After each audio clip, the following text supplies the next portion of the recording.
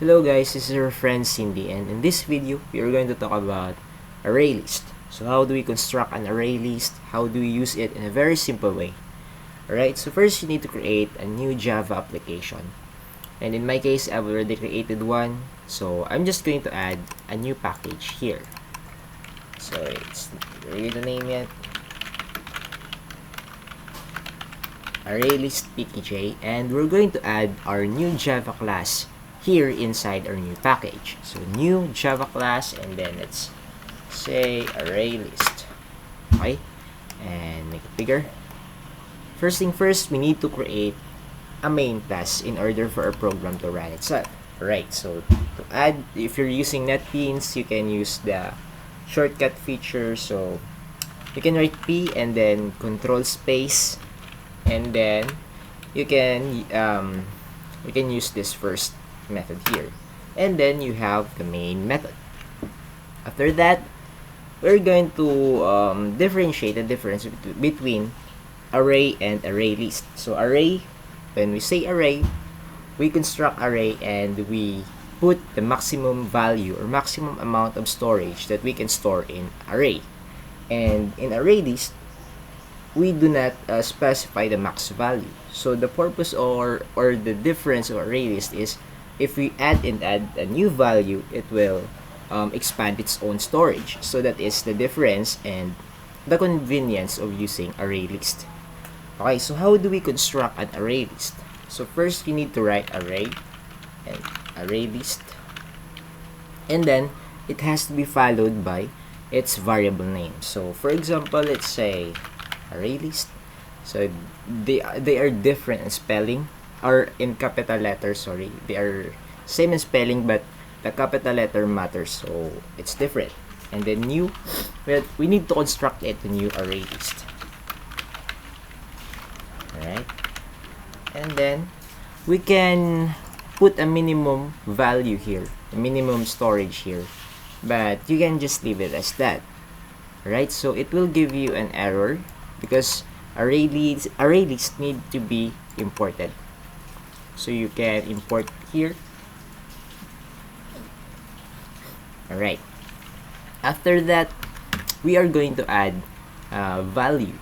We're going to add value in this array list. So you can type array list, and then you can use this add method here. So there are a lot of methods available to our array list, and you can use any of this to what do you want to do.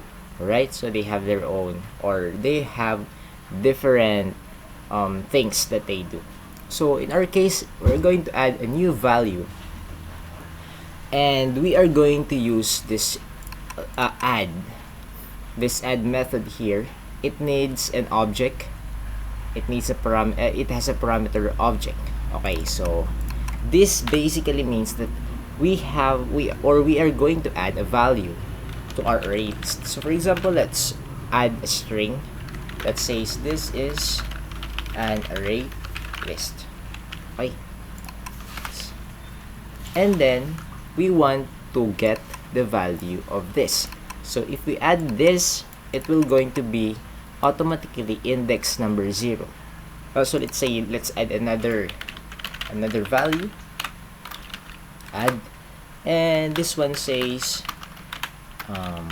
yes, this is, and this one is going to be the second value.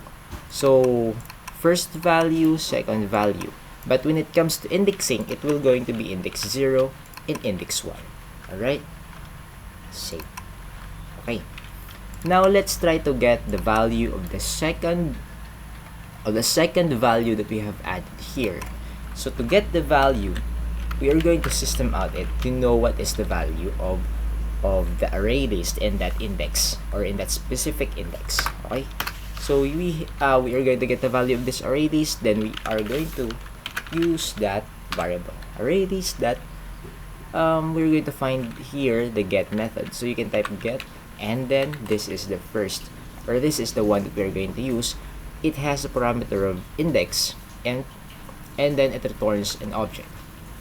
Okay, so let's change the value of the index here. So as I've said earlier, we're going to output this value, then it's going to be index number 1. Okay, let's try it, and then let's try to run it. Okay, so it gives us the value here. Yes, this is, and it is the second value in index number 1, but we have get an error. Okay, so this error means that Java says uses unchecked or unsafe operations. So like array, we specify, or in array, we specify the data type of the array that we are making. For example, it is going to be string, integer, or boolean, or any data type. So in ArrayList, we do that also. So how to do it? We add what we call the diamond operator. So how to add a diamond operator? It's just the less than and greater than. It will form diamond operator here. So inside this diamond operator, we specify the data type of our ArrayList. And in our case, we are adding string here. So let's say we are going to make an ArrayList specific to string. Okay, so string. And after that, we need to add here also diamond operator. Right? Okay, so you can type here the string or leave it as that. That's fine because it's generic. Okay, so here we specify that our array list is going to be made up of group of string. Okay, so here we add 2 strings, and then let's try to get the first value, which is index number 0. If we still get this error that it says we have used unsafe operations. So let's try to run it again, and it gives us the first value, that is index number 0, and it doesn't give us the red error. Okay, so this is the correct way of constructing. And then we have added here, and this is how do we output our array list. So there are many things that we can do in array list. So for example, we have multiple values. It's like 5 or more values here. Let's put a number here that indicates that it is something different. Okay, and we want to output all of this array list. So we do not output one by one. We can use many things that it gives us more less of time. So for instance, we can use for loops or while loop. So let's say for loops, you can just type for control space, and then you can choose here the correct method, right? So we have created a for loop here. We need to specify how many loops, how many repeats do we want our for loop to do. So here we are going to change the value of 10 because we don't want 10 times, but we want the size of array list. So how many our array list? It is how many loops we are going to repeat. Alright, so array list that we are going to get the size, so you can type size, and then it is going to be generic. If we add a value here or get rid of a value here, it will be generic. Okay, our for loop will adjust itself to the size of array list.